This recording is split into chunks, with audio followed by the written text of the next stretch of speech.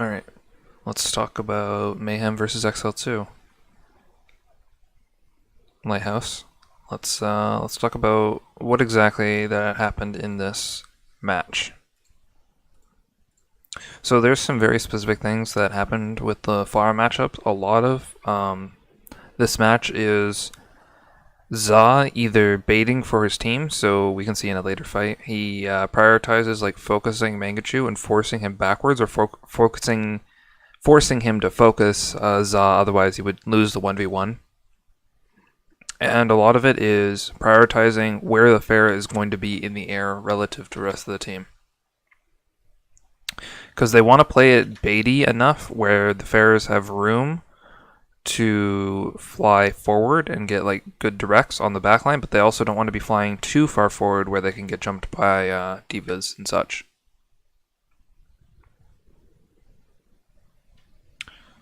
So right here, XL2 got the advantage because they've got to play inside cage, and while you're in cage, basically it makes the Pharah hitting shots pretty impossible, and then Mangachu got free shots over here. So yeah, they already gained an advantage in that respect. You can see the Pharahs are both playing over each other's teams though. Like they're basically mirrored. Like Mangachu's team is right about here. Za's team is right underneath him. So the Pharahs are playing like right above each other. So it depends. So right here, it's basically just full mirror. Like they're just basically mirroring each other. So now it just depends on who makes the more aggressive push and like what do they decide to go after.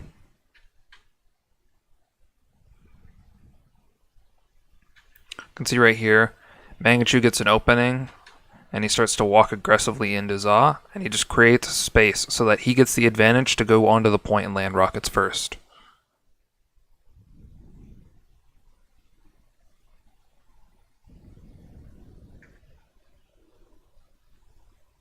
I think they go a bit too aggressive for more.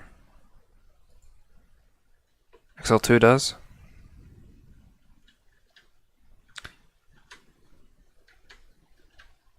He gets very, very low, which I think is fair, but we can see Midnight goes a little bit too far in, and he gets demeched around over here, and then immediately Mayhem's tanks are now here with their damage mitigation to keep more alive, and more is kept alive by the beam as well. It was very, very close, so I mean, it was understandable, but after this, they would have been in a disadvantage anyways, because their tank HP bars, he just lost suit, and he's very low. And so this fight is going relatively well for Mayhem at the moment, because they prioritized having pressure over the point initially. That's basically just cleaning up kills, because once they don't have a suit anymore, they can't play aggressively on the point. A bit of a half-forced dive that wasn't really going to work from XL2 at that point, once they've already lost suit, and they've lost a lot of their pressure. So you can basically talk about how that fight started. Basically, both teams were, I guess we can go back, 113. So with the place that they took, so basically you go for the mirror, so it's like here versus here, so it's like them fighting into each other, and that's basically a mirror in and of itself. But right here, they basically mirrored each other, and the fact that they went like this, they rotated. So right here, XL2 has the advantage. So XL2 is wrapping. They have a wrap, and then they're also playing in cage. So they have the advantage Pharah v Pharah right now, because Pharah, Za, only has like these little pockets to land rockets into wherever his team is. So like he isn't getting a lot of value, and the other tanks are just kind of having to play out in the open. You see right here, they're playing out in the open. They're getting hit with rockets. Like it isn't as good for them. So XL2 really needed to make use of this advantage right here with the space that they have, because they have an advantage to be spamming the tanks right now, getting a lot of value, while XL2's tanks are kind of just hiding. So XL2 gets the initial advantage here. A lot of these rockets aren't landing, which is a big problem actually, because once the point actually starts to unlock, we can see the point is really hard to see, but the point's basically almost already capped. and now XL2 is having to take ground into a team that already has the space. So now we can see people are set up in the point on Mayhem's side, and XL2 is having to force themselves into these chokes. So similar how it was before, where Za wasn't getting as much value, now Mangachu has to play really aggressively to get any value with his Pharah. So they weren't getting enough space and value with the initial fight. Now it's basically like they're retaking the point, even though it's first fight. And I think that shows in this fight how apparent that actually is, because it's like really tough for them to retake. Because it's just such a tough situation for your Pharah to actually get any more value at that point. And you can see the Pharah isn't allowed to get as much value, and so they just clean up the kills and push back. So they didn't abuse the fact that they actually had good positioning, their tanks were playing safe. Mangachu needed to land more rockets so they could play aggressively.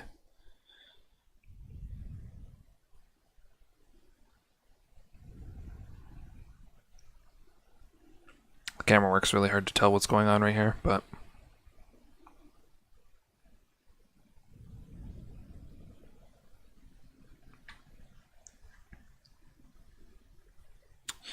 Mangachu got a lot of room because he got to go over top, and he was pressuring Za, I think, on his own, while Paintbrush was prioritizing keeping his tanks alive.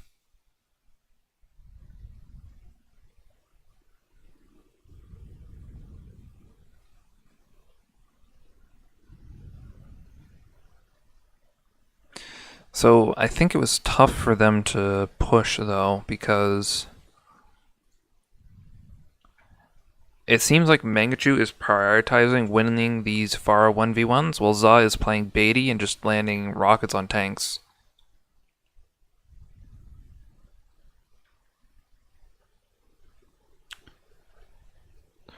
So we basically see the trade of HP bars right here.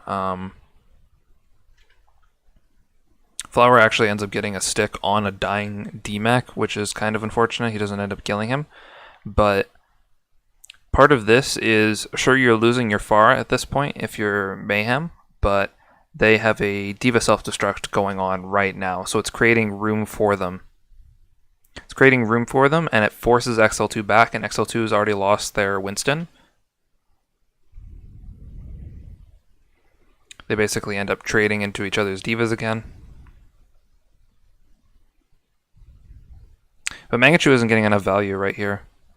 He's getting the room to actually land rockets, and the rockets just aren't landing.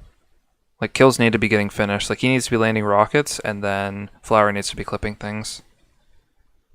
You can see he basically just bought a bunch of time, though, because he had a lot of room to actually land things, and it just wasn't happening.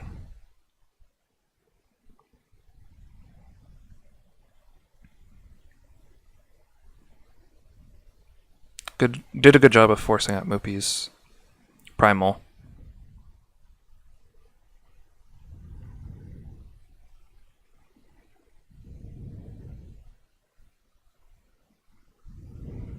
I think Za was playing too far forward here, and that's why they were able to punish him.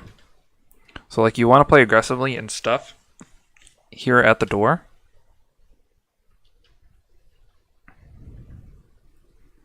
Yeah, but Paint was just getting chased by the tanks. Like, there was no safe place for him to go, because Za was flying above the team, and the tanks are just chasing after him, so...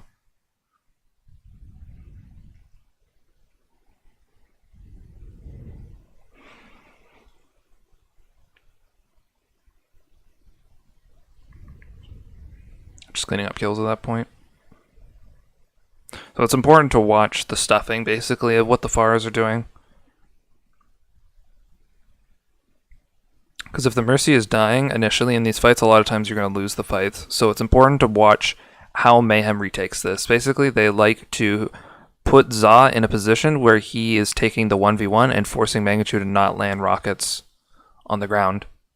So you can see Za is getting in his face, but you can see he's not boosting forward. He's taking like the 1v1 in the fact that he's taking Mangachu's time, but you don't see him flying forward, disrespecting him, looking to like kill him.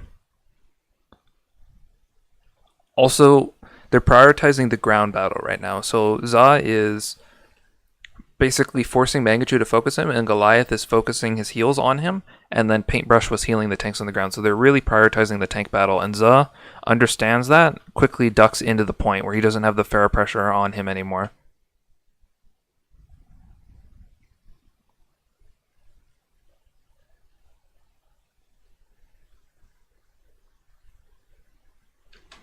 Can watch this over again though, but I think they tried to force a bit too hard. So like you can see Mayhem's priority is basically take the point. Take the point, because that's how they've been winning. That's how they won the initial fights before, is basically they have control of the point. But I don't know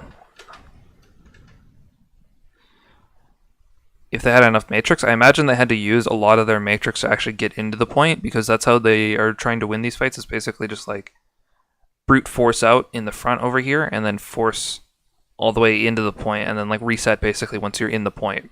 It seems like they didn't have a lot of matrix, because once they were actually in the point, they get barraged and they lose a lot of members.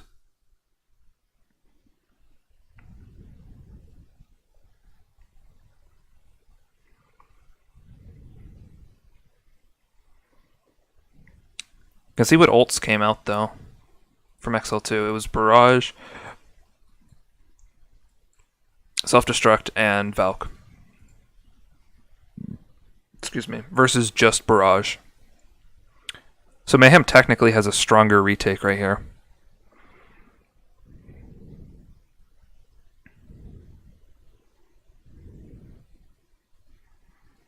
It's a bit of a weird retake from Mayhem. As again, Za basically baiting, trying to get the 1v1. He sadly gets like hit with 2 rockets. But they're trying to reset the fight in main. I don't know if this is partially due to the fact that they think that XL2 is just gonna like play point. It seems like Mangachu really likes playing around this area up here. So he likes doing like the double jump and then playing on the platform up here, and then he likes to just hover in this airspace up here. So I think they're assuming that if he's playing up in this airspace, that most of the tanks are going to be playing like in this area around the point. So the way they basically will win a fight is basically baiting people to the middle pillar and then resetting the fight there.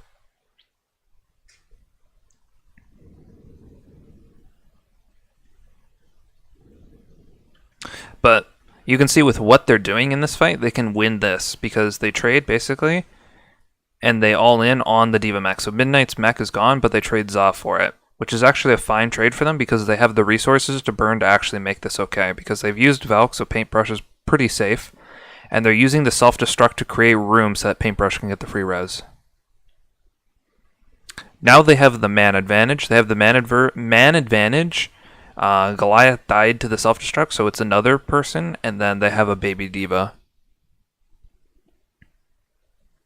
So it's actually a really smart retake, where they just all in the D.Va, and then they know that their D.Va is going to be safe, so they're fine with trading HP bars, and they'll just use the self-destruct to create space.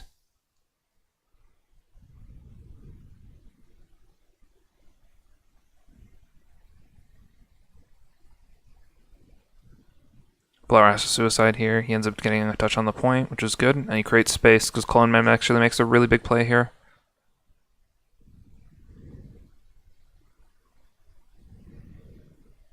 Clone Man and Mangachu, I guess.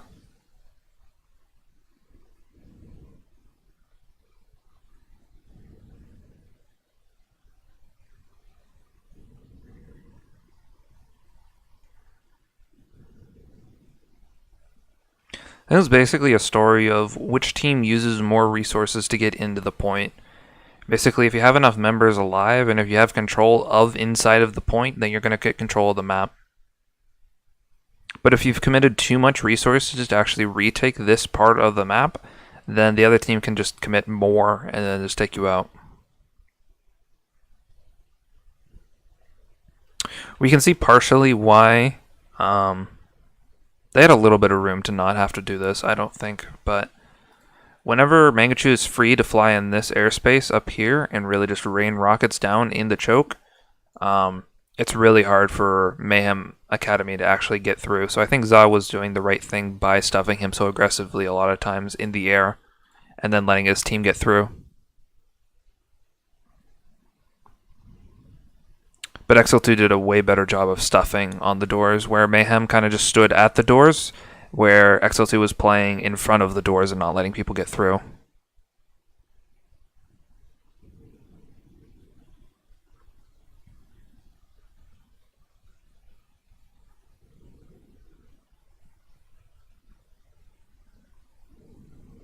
So I think both teams did actually a good job of taking control of the middle of the point, but XL2 had some more clutch moments, and Mangachu was getting... He had a few situations where he wasn't landing enough rockets, but other situations where Za was basically just taking the 1v1 versus him just to deny pressure from the rest of the team, and it was working out for XL2 because Mangachu was able to kill him.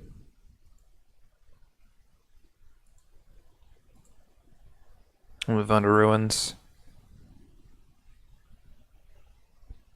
So something to note here is Mayhem does not have a comfortable Widowmaker. I imagine Mikey A is comfortable playing it, but then Za would have to be on Tracer. So I think they were playing a attempted counter strat, not like understanding that they would not be running Widow, but it's really, really tough to not run Widow and then try to play into it. I imagine if you want to do this, you just play dive and then you just try to execute on the Widow, but I think they just basically run their face into the Widow and try to kill her and don't really do anything to her, or just try to put pressure on the other teammates, but giving Flower as much room as they did really does not work out for them.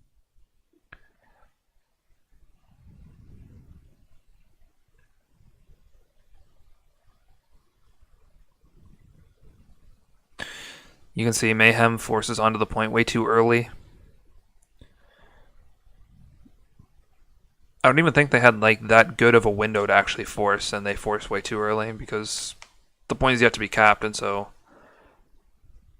XL2's tanks don't have to like tag the point yet, so they can sit back, poke, wait for a hack to go off, and then engage. And by doing this, they gave a ton of ult charge to Mangachu because they have triple tank.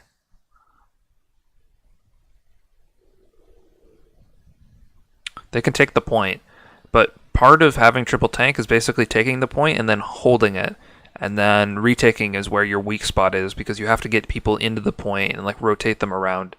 And when you're playing against an uncontested Widow, it's really hard. So they basically their only options are go inside, and they just have to keep doing this over and over again. And if it doesn't work, then there's not like really a lot they can do.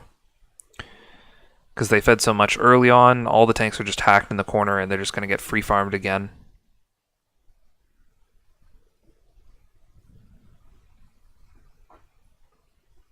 I don't know if this trance was needed. Probably not. I think they would have been fine to take the fight. Even if it's a lengthier fight, like these tanks are pretty useless once they're hacked. You let Mangachu just shoot them down.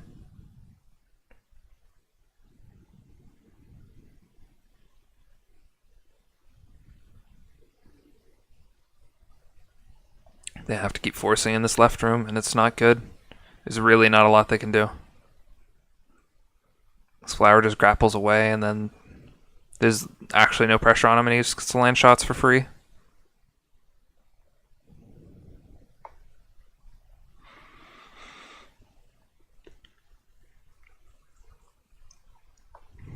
I think XL2 does a good job of stalling these fights out, giving time for Flower to land shots.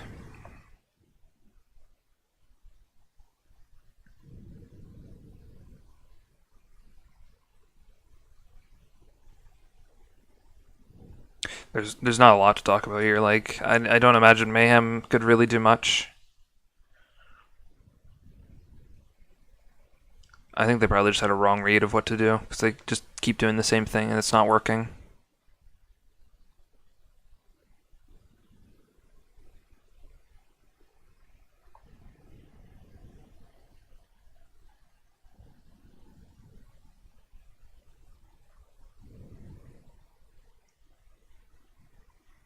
There's just no space for them to take. Like, I understand they want to like play the counter the EMP with the beat, but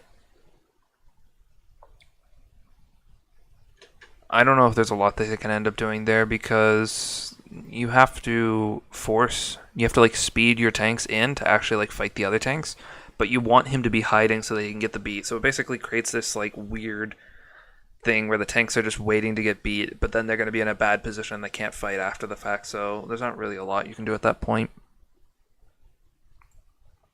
That's probably one of the more one-sided maps in this entire series, just because there's not a lot they could do. Alright, and that's going to be it for that map.